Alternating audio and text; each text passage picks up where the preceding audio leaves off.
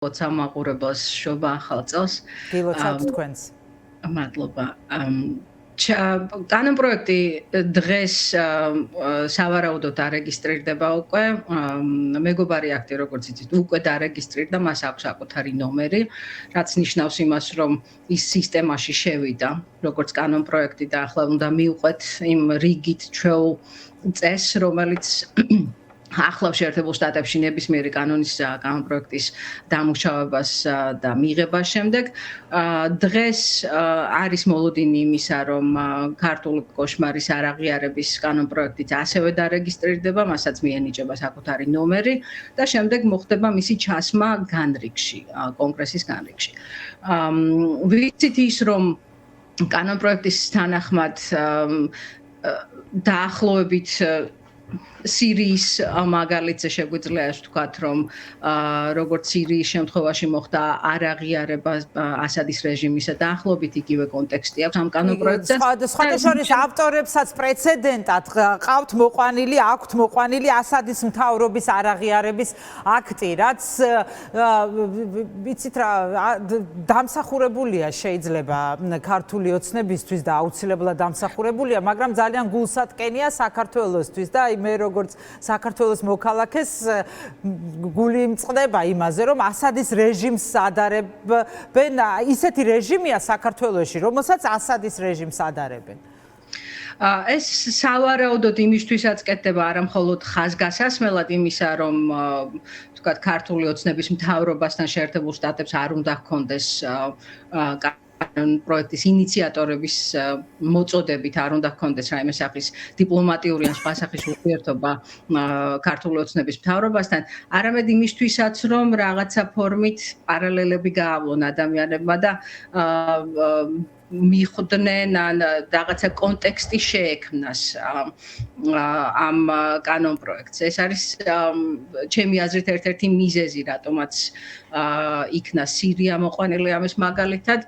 შეერთებულ შტატებს სხვა ქვეყნებთანაც აქვს არაღიარების პოლიტიკა, თუმცა ალბათ იმის გამო, რომ ეს ერთ-ერთი ყველაზე ესეთი ცხელი თემაა სირიის თემა ამ ბოლო პერიოდში, შესაძლოა ამის გამოც იყოს ის, რომ სირია პრეზიდენტი საუბარია, როგორც ვიცით, იმაზე, რომ არაღიარება იკრძალება ქართული ოცნების მთავრობის აღიარება, მასთან ურთიერთობის ნორმალიზება და ერთადერთი ლეგიტიმური პრეზიდენტი არის სალომე ზურაბიშვილი დასახელებული, სალომე ზურაბიშვილი, რომელიც ტრამპის ინაუგურაციასაც დაესწრება, მანამდე ის პანელურ დისკუსიაშიც მიიღებს უახლოეს დღეებში იქნება ეს დისკუსია შეერთებულ შტატებში, მიიღებს მონაწილეობას და იგრძალება და ხო, აი ეს არის პრინციპში ძირითადი, რაც ვიცით ამის შესახებ, მაგრამ უფრო მეტი ვიცით პრინციპში განახლებული მეგობარი აქტის შესახებ, რომელზეც თქვენ უკვე თქვით, რომ ის უკვე წარმოებაშია, მას უკვე კანონპროექტის სახე აქვს, ნომერიც აქვს მინიჭებული, სავარაუდოდ მეტს ამაზეც ცოტა მოგვიანებით გავიგებთ. აი პროცედურები როგორ არის? რამდენ ხანში მოხდება, ესეც მაინტერესებს უკვე კანონად ქცევა ამ კანონპროექტების. სამწუხაროდ ესე დრო გაწერილი არ არის ესეთ შემთხვევებში. მთავარი არის ის, რომ დარეგისტრირდეს კანონპროექტი და ამის შემდეგ გამომდინარე იქიდან თუ რომელ ქვეკომიტეტს და კომიტეტს ეხება რომელიმე მოცემული თემა, გადადის შემდეგ კომიტეტის მოსმენაზე. ამ შემთხვევაში საქართველოს მეგობარი აქტი ხდება საგარეო ურთიერთობათა კომიტეტის ასე ვთქვათ მიმართულებაში და განიხილება სწორ გადაეცემა საგარეო საქმეთა ურთიერთობების კომიტეტს. უნდა ვნახოთ შევხედოთ რა ტემპით განვითარდება ზოგადად კანონწარმოების პროცესი. უკვე რამდენიმე კანონპროექტს უყარა წარმომადგენელთა პალატამ კენჭი, მათ შორის იყო ერთ-ერთი იმიგრაციასთან დაკავშირებული კანონი, რომელიც გავიდა და ეს შეერთებული შტატების შიდა პოლიტიკისთვის ძალიან მნიშვნელოვანი და პრიორიტეტული თემაა. სავარაუდოდ ეს კანონპროექტი ახლა სენატში უნდა გადავიდეს და დაელოდება ალბათ 20 იანვრის ინაუგურაციას, როდესაც პრეზიდენტი ტრამპი მოაწერს მას კანონად ხელს.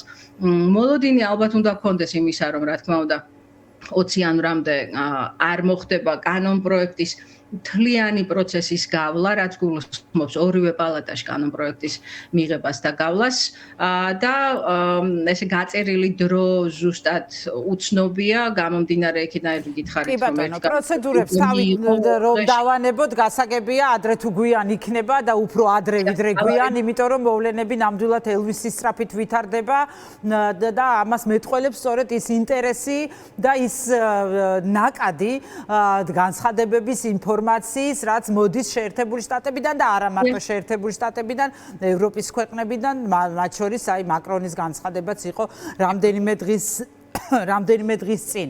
მე მინდა ახლა მნიშვნელოვანი კიდევ ეკა ერთს დავამატებ ამ საკითხთან დაკავშირებით.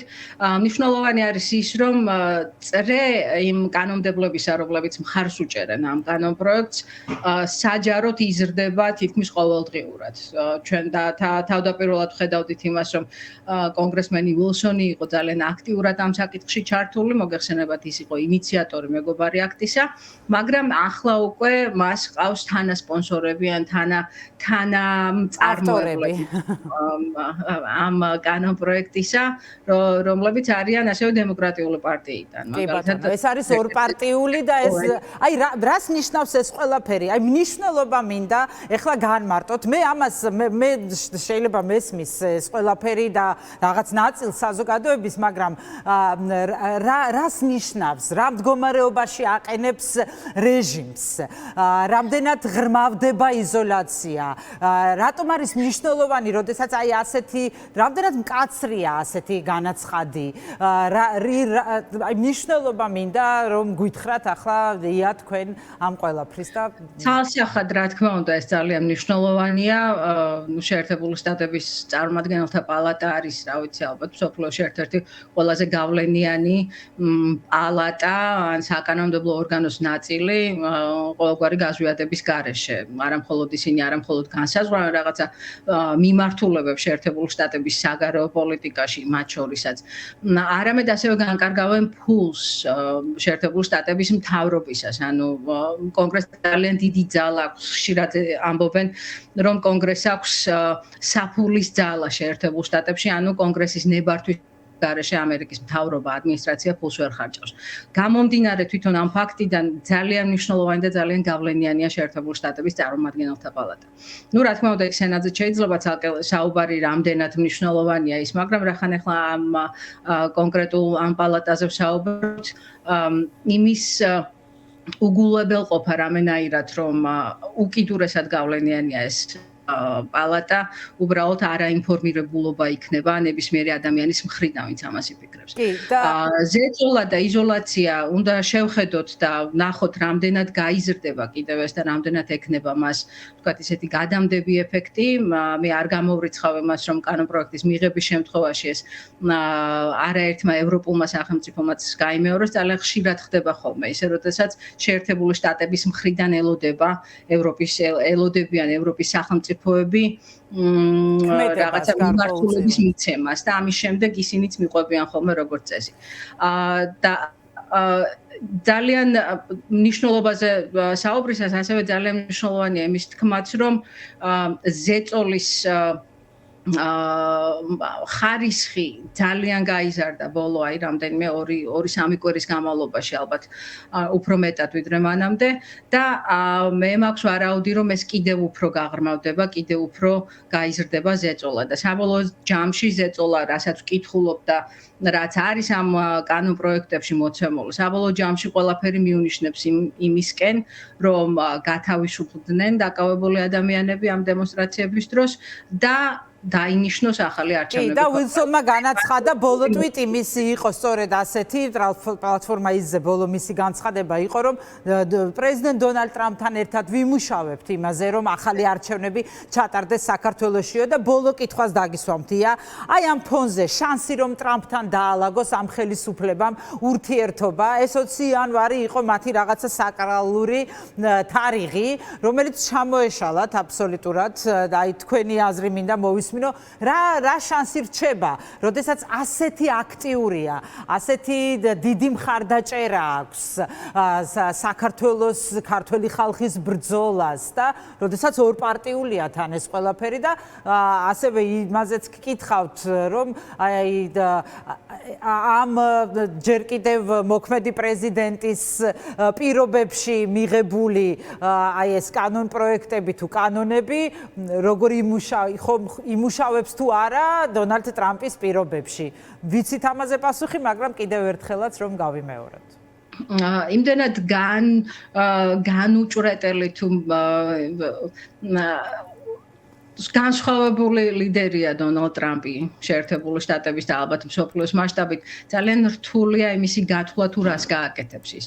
და ის ფაქტი რომ საქართველოს ქართული ოცნება საუბრობს იმაზე რომ შესაძლებელია დონალდ ტრამპთან ეს 20 იანვრის შემდეგ ყველაფერი თავიდან დაიწყება შესაძლოა ერთგვარად უკავშირდებოდეს იმასაც რომ თვითონ ტრამპის ფიგურიდან გამომდინარე იქიდან რომ არავინ იცის არაფერი რას გააკეთებს ის შესაძლოა ამაზე რაღაცა გარკვეული პერიოდის განმავლობაში რაღაცა თამაშისთვის, მანევრირებისთვის ადგილი ჰქონდეს ქართულ ოცნებას.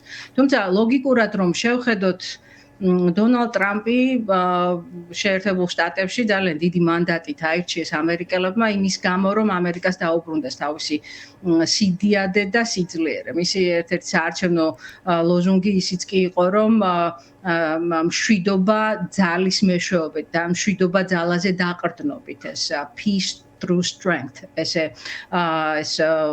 ფრაზა იყო მის მიერ ძალიან აქტიურად გამოყენებული. ნუ რას ნიშნავს ახლა ეს? ნიშნავს იმას, რომ შეერთებულ შტატებს აქვს საკუთარი ინტერესები და თუნდაც ის თავდაპირველი პოლიტიკა რომელიც მისი პირველი პრეზიდენტობის დროს თუ საპრეზიდენტო ვადის დროს ჰქონდა მას ძალიან აქტიურად გამოყენებული. ამერიკა უპირველეს ყოვლისა თუ ამერიკა პირველ რიგში, რა ვიცი, რომ სხვადასხვანაირად შეიძლება ეს ითარგმნოს, გულისხმობს იმას, რომ ამერიკული ინტერესები დაიცვას მსოფლიოს ნებისმიერ წერტილში. ამერიკის სიძლიერის გამოყენებით. რას ნიშნავს ახლა კიდე დამატებითი გაგრძელებები აქვს, რა თქმა უნდა. ჩინეთთან, ირანთან, რუსეთთან ურთიერთობაში ტრამპს ენდომება რომ იყოს ძლიერი ლიდერი, იყოს გამარჯვებული ლიდერი. იმ ფონზე, როდესაც შეერთებული საქართველოს მთავრობა შარშან უკვე ხო ჯერ მაისში და შემდეგ ივლისში პრემიერ-მინისტრი კობახიძე იყო ჩასული ირანში, თეირანში პრეზიდენტის დაკრძალვასა და შემდეგ ახალი პრეზიდენტის ინაუგურაციაზე. ეს ავტომატურად გამოწვევაა შეერთებული შტატებისთვის იმ ქვეყნის მხრიდან, რომელიც იყო ამერიკის სტრატეგიული პარტნიორი და ალბათ არ უნდა დავუკვირდეთ ის, რომ საქართველოს ძალიან დიდი ნაბიჯები გადადგა და ძალიან დიდი რამ გაწირა იმისთვის რომ შეერთებულ შტატებთან ასეთი პარტნიორობა ჰქონოდა. ასევე ძალიან ბევრს კარგავს ახლა ამ ბოლო რამდენიმე კვირაში სწორედ რეჟიმის პირობებში. ია, დაასრულეთ აზრი და ერთი კითხვაც მინდა აუცილებლად და მოკლედ რომ მიპასუხოთ თუ შეიძლება.